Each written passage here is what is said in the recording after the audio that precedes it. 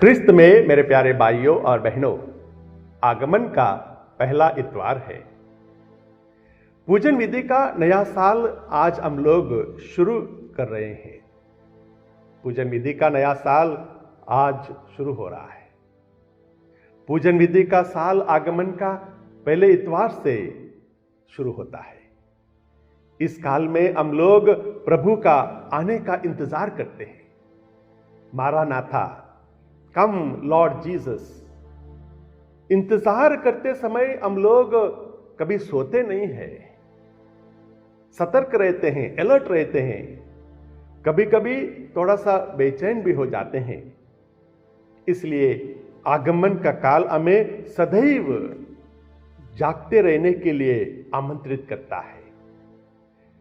प्रभु यीशु आज के सुसमाचार में कहते हैं, जागते रहो, क्योंकि तुम नहीं जानते कि तुम्हारा प्रभु किस दिन आएगा। यीशु अपने आगमन का तुलना नूह से करते हैं। जल प्रलय के पहले नूह के जहाज पर चढ़ने के दिन तक लोग खाते पीते और शादी विवाह करते रहे, जश्न मनाते रहे। परंतु नूह एक संयमी जीवन बिताते हैं। इसलिए प्यारे भाइयों और बहनों, आगमन काल हमें एक संयमी जीवन बिताने के लिए प्रेरित करता है, ताकि हम हताश के बाढ़ में ना बह जाएं। विलासिता का जीवन हमें ईश्वर से दूर रखता है। जैसे नूह के समय लोग खाते पीते और शादी विवाह में व्यस्त थे, इसी प्रकार अगर हम विलासिता का जीवन बिताएंगे तो हमें ईश्वर से दूर चले जाएंगे।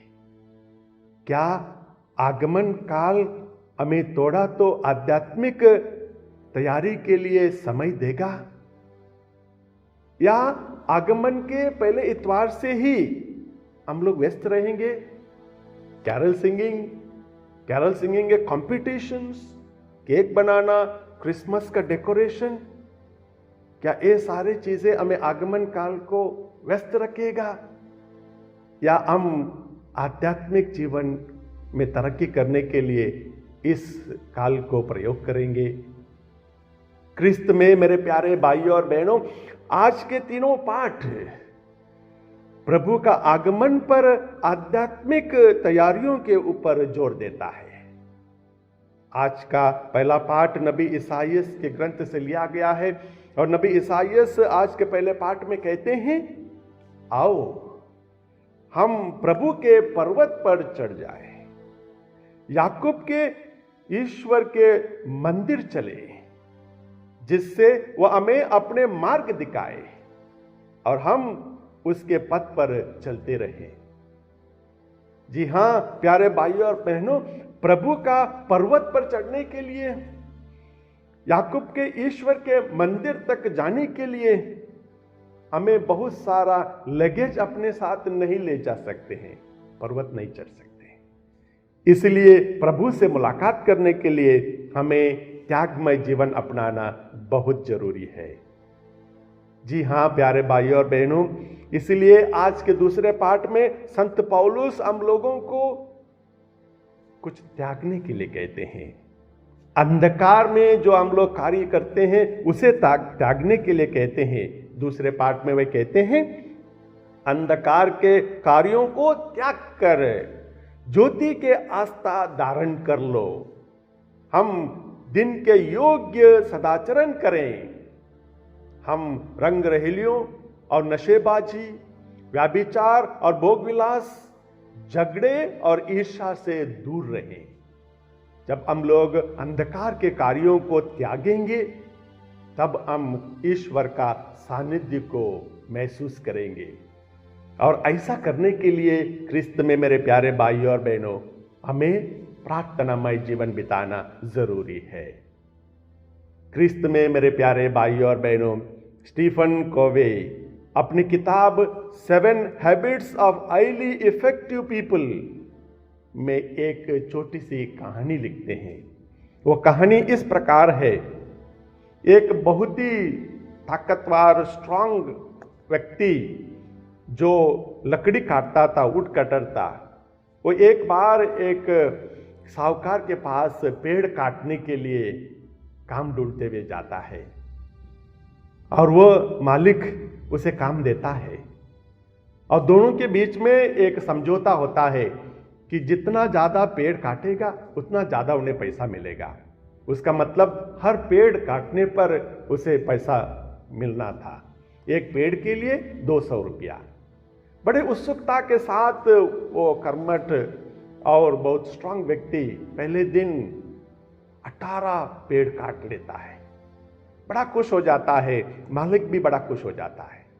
सोचता है कि दूसरे दिन मैं और ज्यादा पेड़ काट लूंगा और दूसरे दिन और मेहनत के साथ पेड़ काटता है।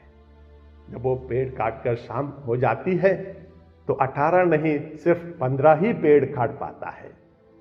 सोचता है कि उसके आगे वाला दिन और मेहनत करेगा और ज्यादा पेड़ काटेगा, परंतु तीसरे दिन वो सिर्फ 10 ही पेड़ काट पाता है। और उसके बाद वो सोचने लगता है कि शायद मेरे अंदर ताकत कम हो गई है, शायद मैं थका हुआ हूं। इसलिए वो मालिक के पास जाता है और मालिक से कहता है कि मालिक, मैं थका सा महसूस करता हूं, मैं मेहनत करता हूं, परंतु मेरे अंदर उतनी ताकत नहीं रही है। परंतु मालिक उनसे एक सवाल पूछते हैं, When was the last time you sharpened your axe? तुमने पिछले बार कब अपना कुल्हाड़ी को शार्प किया था, तेज किया था? तब वो व्यक्ति कहता है, I had no time to sharpen my axe. कुल्हाड़ी शार्प करने के लिए, तेज करने के लिए मेरे पास समय नहीं है। मैं पेड़ काटने में व्यस्त रहा। I have been very busy trying to cut trees. क्या हम लोग भी आजकल बहुत व्यस्त हैं? Busy life, exam, marriage parties, PT display program, concert programs, इन सारी चीजों में बड़े व्यस्त हैं। क्या प्रभु के लिए, प्रेयर के लिए समय नहीं बचता है? प्यारे भाई और बहनों, आगमन का काल हमें थोड़ा ब्रेक लेने के लिए आह्वानित करता है। आध्यात्मिक जीवन में ध्यान देने के लिए हमें न्योता देता है, क्योंकि प्रभु यीशु आज के सुसमाचार में हम लोगों से कहते हैं, इसलिए तुम लोग भी तैयार रहो, क्योंकि जिस घड़ी तुम उसके आने की नहीं सोचते, उसी घड़ी मानव पुत्र आएगा। क्या हम तैयार हैं? प्रभु यीशु को स्वागत करने के लिए तैयार हैं? प्यारे भाइयों और बहनों, जॉनी के पास अटलांटिक समुद्र के पास थोड़ी सी जमीन थी। वो वहीं पर रहा करता था और उसके साथ काम करने के लिए उसे कुछ नौकर चाहिए थे, परंतु अटलांटिक समुद्र के पास कोई काम करने के लिए राजी नहीं हो रहा था, क्योंकि हर बार तूफान आया करते हैं, हर बार आंधी आ जाती है और वहां पर रहना भी मुश्किल था। इसलिए ऐड डालने के बावजूद भी जॉनी को कोई नौकर नहीं मिलता है।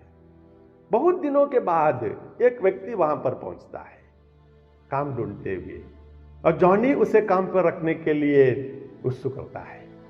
जब वो व्यक्ति उसके साथ काम करने के लिए राजी हो जाता है तो जॉनी उससे पूछता है कि तुम यहां पर क्या काम करना चाहते हो? तब वो व्यक्ति उनसे कहता है, well I can sleep when the wind blows. Johnny को ज्यादा समझ में नहीं आता है। Well I can sleep when the wind blows, जब बहुत तूफान आ जाता है, आंधी आ जाती है, मैं सो सकता हूं। फिर भी जॉनी उसे काम दे देता है। कुछ ही दिनों के बाद रात के वक्त जोर जोर से आंधी चलने लगी। जॉनी उठा, बड़ा परेशान था, दौड़कर गया और उस नौकर को उठाने लगा कि उठो, बाहर जाकर जो भी सामान हमारा है उसे इकट्ठा करके सुरक्षित रखें। गाय बैल सब बाहर होंगे और भूसा सब ऐसा ही पड़ा होगा, सबको समेट लें, नहीं तो सब कुछ बर्बाद होगा। परंतु वो नौकर कहता है, sir I told you I can sleep when the wind blows. वो उठा नहीं, चुपचाप सोता रहा। जॉनी गुस्सा करता है, गुस्से में ही खुद बाहर निकल कर जाता है सब समेटने के लिए, गाय बैल को बांधने के लिए जब वो बाहर निकाल कर उधर जाता है, तब देखता है गाय और बैल गौशाला में बांधे हुए हैं। गौशाला का दरवाजा ठीक से बंद भी हुआ है, लच भी किया है, और जो भूसा है उसके ऊपर तरपल लगा हुआ है, और जो वहां पर पुआल पड़ा हुआ था उसे भी अच्छी तरह से समेटकर सुरक्षित रखा गया है। जो भी खेती बाड़ी का सामान था वो भी सब ठीक अपनी जगह पे था, कुछ नुकसान नहीं होने वाला था। तब जॉनी को जो उसने कहा था उसका समझ आ गया कि उसने कहा था well I can sleep when the wind blows. उसने उस विंड के लिए, उस तूफान के लिए तैयारी की थी। जी हाँ प्यारे भाई और बहनों, हम लोग आगमन काल में कदम रख रहे हैं। क्या हम प्रभु के आने का तैयारी करेंगे? क्या आध्यात्मिक जीवन में थोड़ी सी तरक्की कर पाएंगे? क्या प्रभु आने पर हम उनको पहचान पाएंगे? आइए हम आज से यह निर्णय लें कि प्रभु के आने के लिए हम आध्यात्मिक रूप से भी प्रार्थना के जरिए, बाइबल पढ़ने के जरिए तैयारी जरूर करेंगे। आमीन।